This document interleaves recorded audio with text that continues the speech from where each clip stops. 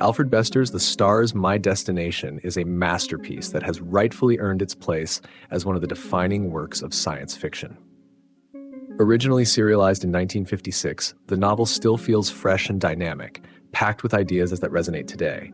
At its core, it's a revenge story, often compared to The Count of Monte Cristo, but with a hard-hitting sci-fi twist. It's bold, imaginative, and layered, a story that challenges not just its characters, but its readers too. And what really stands out is the journey of Gully Foyle, one of the most compelling antiheroes in the genre. The book opens with a simple yet gripping premise. Gully Foyle is stranded in space aboard the wreck of the Nomad. For 6 months, he survives against all odds, waiting for rescue. But when the passing ship Vorga ignores his distress signal and leaves him to die, something snaps in him. Foyle is consumed by a burning desire for revenge. This sets him on a path that transforms him from a brutish, unthinking survivor into a cunning, relentless force of nature. It's not just a physical transformation either. It's mental, emotional, and even philosophical. He evolves, and so does the story, taking readers through twists and turns that are as unpredictable as they are satisfying. At its heart, The Stars, My Destination is a story about human potential. Bester presents a world transformed by jaunting, the ability to teleport through sheer willpower. It's a concept that redefines how people live, work, and even think about freedom and control. The societal implications of jaunting are massive. Class divisions become even sharper, with the wealthy and powerful controlling access to jaunting knowledge and resources. It's a perfect backdrop for Foyle's story because he's a man who doesn't fit neatly into this system. He's an outlier, someone who breaks every mold and challenges every assumption. The supporting cast is just as fascinating. Characters like Gisbella McQueen, who starts as a fellow inmate and becomes an unlikely ally, offer a counterpoint to Foyle's intensity. She's sharp, resourceful, and driven by her own sense of justice, creating a dynamic relationship with Foyle that feels real and complex. Then there's Olivia Prestane, a blind woman who can see only in the infrared spectrum. Her icy, aristocratic demeanor hides layers of manipulation and vulnerability. She's emblematic of the societal elitism that Bester critiques so effectively throughout the novel. And let's not forget the world building. Bester's vision of the future is dazzling. The jaunting technology feels like a natural extension of human ingenuity, but it's not without its ethical and practical consequences. The corporate-controlled interplanetary society he imagines is both thrilling and chilling, a warning about the dangers of unchecked power and greed. Then there's the mysterious Pyre, a weapon so powerful it could change the course of history. Pyre isn't just a plot device, it's a symbol of humanity's dual capacity for creation and destruction. The way Bester uses it to drive the story while also making a broader philosophical statement is nothing short of genius. Stylistically, Bester was ahead of his time. He experiments with typography, using unconventional layouts to convey Foyle's fractured mental state and pivotal moments in the story. It's bold and risky, but it works, pulling readers deeper into the narrative. His prose is sharp and fast-paced, almost cinematic in its energy. There's a sense of urgency to the writing that mirrors Foyle's relentless drive, making it impossible to put the book down. One of the most striking aspects of The Stars, My Destination is how it challenges readers to think about morality and justice. Foyle is not a likable protagonist in the traditional sense. He's violent, selfish, and often cruel. But his journey is transformative, not just for him, but for the reader as well. By the end, Foyle becomes something greater, a man who understands the weight of his actions and the potential within himself and humanity. The question Bester leaves us with is profound. What would we do if we could unlock our full potential? Would we rise to greatness, or would we be consumed by our baser instincts? This timeless quality is one reason the novel remains so influential. It's often credited as a precursor to the Cyberpunk movement, with its gritty aesthetic, anti-hero protagonist, and critique of corporate power. You can see its fingerprints on everything from William Gibson's Neuromancer to the visual style of Blade Runner. Even today, its ideas about technology and human evolution feel startlingly relevant. In an age of rapid technological advancement, the ethical dilemmas Bester explores are more pressing than ever. For anyone who hasn't read it yet, The Stars, My Destination is an absolute must-read. It's a book that rewards close attention and repeated readings. Yes, some parts may feel dated, particularly in its portrayal of gender roles, but the core ideas and storytelling are timeless. It's a book that doesn't just entertain, it provokes thought and demands engagement. Before we wrap up, a quick note. If you want to explore this book even further, we've included a link to our Google LM podcast at the end of this video. In it, we discuss some of the deeper themes and ideas in The Stars, My Destination, including how it compares to The Count of Monte Cristo and its legacy in science fiction. It's a fascinating discussion that you won't want to miss. So, what did you think of The Stars, My Destination? Does it live up to its reputation as one of the greatest sci-fi novels of all time? Let me know in the comments. I'd love to hear your thoughts. And if you enjoyed this review, don't forget to like and subscribe for more content like this. Next week, we'll be diving into another sci-fi classic, so stay tuned. Thanks for watching.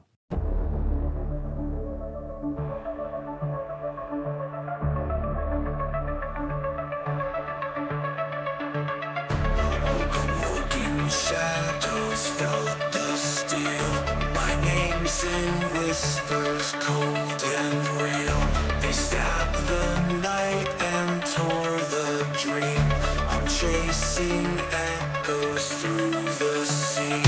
Revenge is coded in my veins. Transformation through the stains. Survival sings in broken chains. A universe where nothing wanes.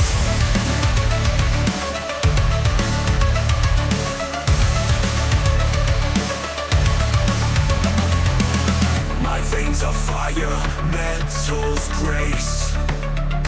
Haunting voices leave no trace. In neon lights my truth appears. Relentless heart through starry tears. Boundless void I flicker bright. Through endless dark I claim the night.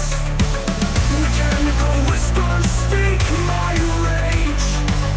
Transcending to another stage.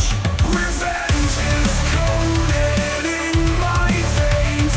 Transformation through the stains. Survival sings in broken chains.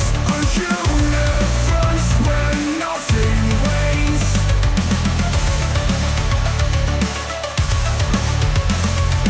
Star scales burn across my scars. Journey painted by both Mars. Past is gone and future calls. In every leap I break the walls.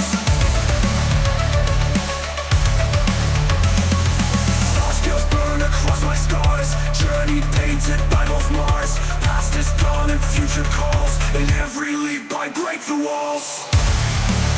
My veins are fire, metal's grace. Haunting voices leave no trace.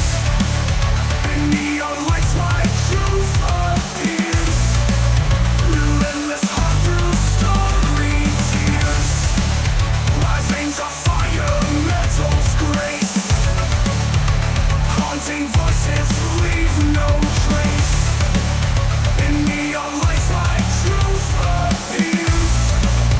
Relentless heart through starry tears. Dollar than lies.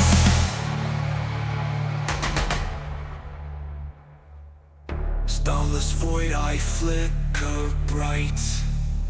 Through endless dark I claim the night. Dollar than lies. Through endless dark I claim the night. Let the whispers speak my rage. Transcend to another stage. Relentless heart fears. Relentless thought across my scars. Through endless dark I cross my scars. Journey painted by both Mars.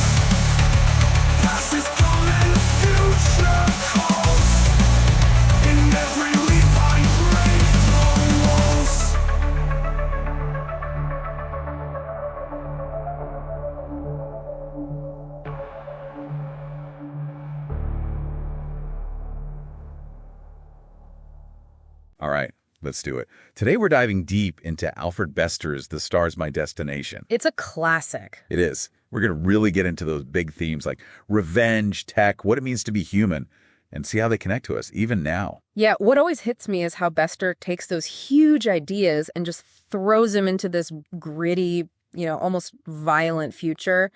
No utopia here. Not at all. You're right in the thick of it, right from page 1. Right. And then there's jaunting. Oh, yeah. Teleportation changes everything. Imagine instant travel. I mean, think about it. Crime goes through the roof, disease spreads like crazy, society's just completely upended. Bester doesn't shy away from any of that. Nope. And then, of course, there's Gully Foyle, just this average guy. At first. Right, until he's stranded out in space all alone for 170 days. And that's just the start.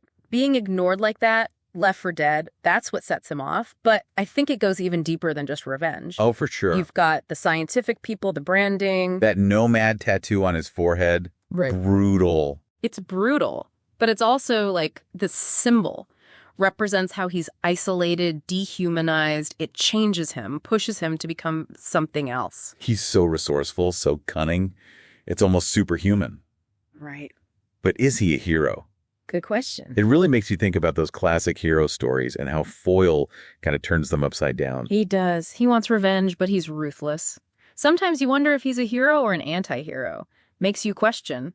Does revenge always corrupt you, even if you deserve it? And that's something we see everywhere, right? Movies, books, even the news. Are we too quick to decide who's good and who's bad? Like, things are that simple. Totally. Bester makes you think about that. There are no easy answers. Okay, so jaunting. Obviously, it's more than just a cool sci-fi idea.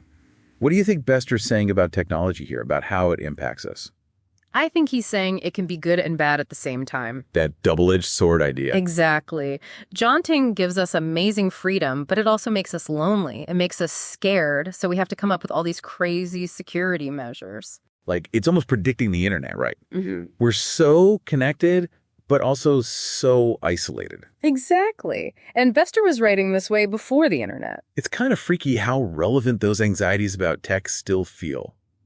We're still dealing with privacy, surveillance, the whole AI thing. Right. And he's asking, how do we use this power? Do we even think about the consequences? We need to ask those questions now, especially with how fast things are changing. And don't forget about the wealthy elite in the book. They're living in those blind rooms, only accessible by jaunting, basically cutting themselves off from everyone else. Interesting. Sounds familiar, doesn't it? Yeah, a little bit. Like those gated communities, private islands, even the whole metaverse thing. It's like they're trying to create distant separation. And Bester shows us how that isolation leads to problems. Resentment, instability, conflict. It's a warning. We need to find ways to connect with each other. Totally. Now, let's talk characters. We've got Olivia Prestane, the dream girl. She's something else. Right. She's rich, mysterious. But she's also messed up. She represents something Foyle wants, but she can't have. And she's got her own dark side, just like him. Their relationship is complicated. It is. Lots of manipulation going on there. And desire. They're both using each other, hurting each other. It shows how revenge can poison even love. Then you have just Bella McQueen. Ah, just Bella. She's great. Total opposite of Olivia. She's tough, resourceful, becomes Foyle's friend and teacher. Totally different path for Foyle. She sees what he could be, challenges him. I think their relationship, even though it starts out of necessity, turns into something deeper. It's interesting, both Olivia and Gisbella are connected to Foyle's past, even though he doesn't realize it at first. It's true. Adds a whole other layer, right? Yeah, it shows how our past shapes us, sometimes without us even knowing, and how our connections to people can be way more complicated than we think. It's like these relationships are pushing Foyle to figure himself out. Who he is, what he wants. Forcing him to face his past and what he's doing. They change him. Now, one thing that makes this book so good is Bester's style. It's so vivid, so fast-paced, almost like early Cyberpunk. Yeah, he was always experimenting, the way he uses words, the slang, those made-up words. It's all on purpose. It reflects the world he's created, all that chaos. And it just pulls you in. You can't put it down. Like you're right inside Foyle's head. It's all jumbled, fast, intense. Exactly. And you see that influence in so much sci-fi that came after, especially Cyberpunk. The dark, gritty cities, the scary side of technology, those anti-heroes who aren't totally good or bad. Bester did it first. He's like a bridge between the old sci-fi and the newer, grittier stuff. He was writing about those anxieties we have about technology, and those anxieties are even stronger now. And that's why The Star's My Destination still feels so relevant. He was writing about something really deep about us, how we deal with all this change, all this technology. Yeah, and he's reminding us that the future isn't set. It's our choices that shape it. Okay, we've covered a lot, but there's still more to unpack.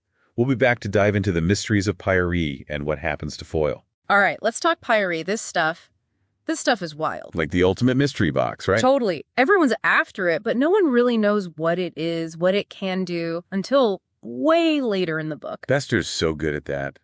Slowly revealing the truth. Just gotta keep reading to find out more. And the stakes keep getting higher. Oh yeah, the stakes are definitely high. As we go along, we find out Pyre is this crazy energy source. Powerful, dangerous. You could do some serious damage with it. You could. And Foyle is the only one who can control it, which makes him, well, pretty important. And a huge target. Exactly. He's right in the middle of this. This game with governments, corporations, everyone wanting to get their hands on Pyre. It makes you think, right? Right. About power, about what we do with it. What are the ethics of all this? Does any of this connect to what's going on in the world right now? Absolutely. Think about the debates we're having now. Nuclear weapons, AI, even gene editing.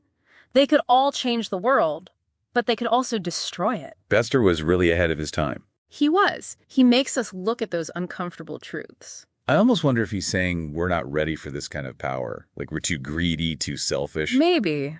But Foyle, he's changing. He's not just about revenge anymore. I think that gives us some hope. That struggle within him is so interesting. He wants revenge, but he's also starting to see that Pyre could change everything, for good or bad. How do you think Bester uses different scenes to show us that power? Well, there's that scene where Foyle destroys the Vorga, that ship that left him stranded.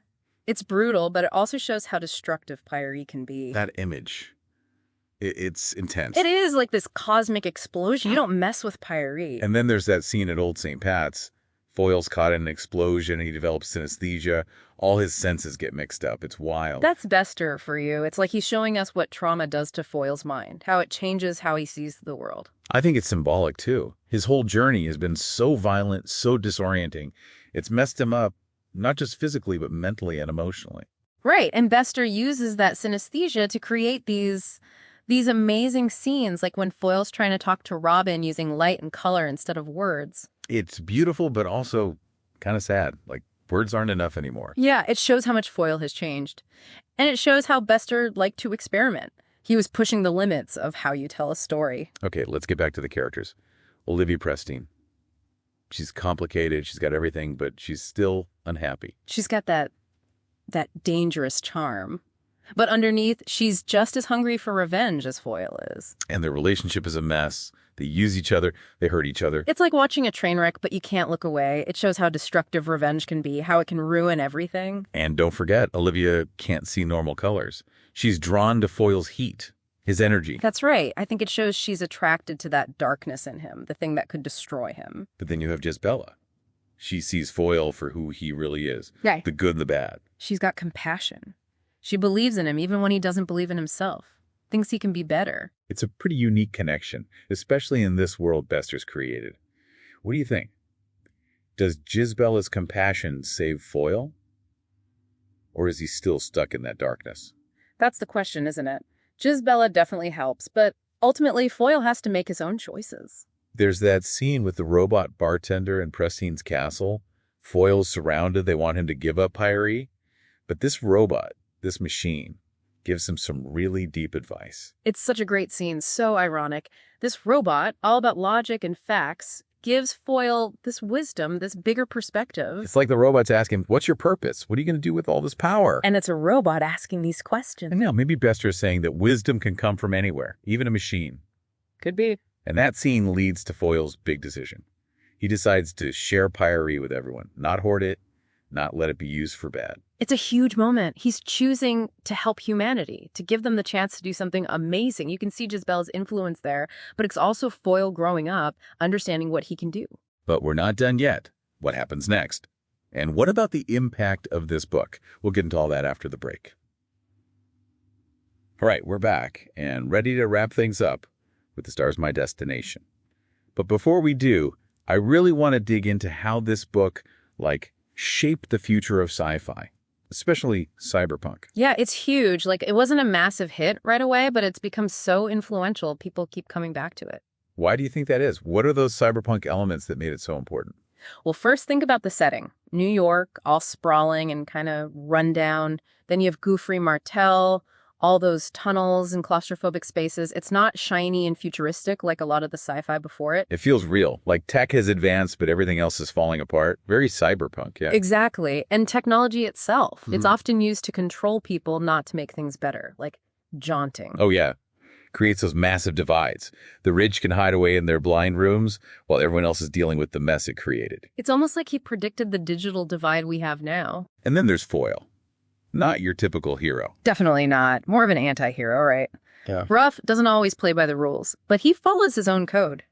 Very cyberpunk. He's a survivor, doesn't fit in, always fighting against the people in charge. Doesn't matter if it's corporations, the government, or even criminals. He's an outsider. That's what lets him see the cracks in the system, the corruption, the lies.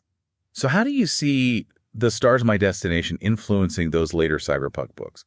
Like, can you give us some specific examples? Neuromancer. William Gibson. That's the big one. So many similarities. The city, the dark side of tech, a hacker going up against the powers that be. Gibson himself has said Bester was a big influence. Wow. It's amazing how Bester's ideas from way back in the 50s still resonated so much later. It's because he was dealing with those big, timeless questions. Technology, who we are, what's right and wrong.